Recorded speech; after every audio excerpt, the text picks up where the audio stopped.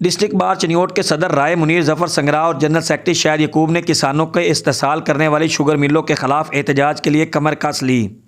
سے استحصال کسان کا ہی ہو رہا ہے اور یہ مسلسل ہے، ہر سال یہ سی پی آرز والا جو مسئلہ ہے اس کا کوئی حل نہ حکومت نکال رہی ہے، نہ ضلعی انتظامیہ نکال رہی ہے، نہ وہ ملز مالکان نکال رہے ہیں۔ وکلاء نے سماجی تنظیموں اور کاشتکاروں کے ساتھ مل کر ڈپٹی کمشنر آفس کے سامنے احتجاج کا عندیہ دے دیا۔ ان کا کہنا ہے کہ شوگر مل مالکان غیر قانونی طور پر کسانوں کی پیمنٹ روکے ہوئے ہیں۔ جو احتجاج ہے وہ شوگر مل انتظامیہ کے خلاف ہے۔ ہم سمجھتے ہیں کہ تمام شوگر ملز نے ایک مافیا کا روپ دار لیا ہوا ہے۔ قانون انتہائی واضح ہے کہ سی پی آر کے اجراء کے بعد 15 دن کے اندر مل انتظامیہ پیمنٹ کرنے کی پابند ہے۔ ہم اس احتجاج کو مزید وسیع کریں گے اگر ذمہ ان کے حقوق نہ دیے گئے تو۔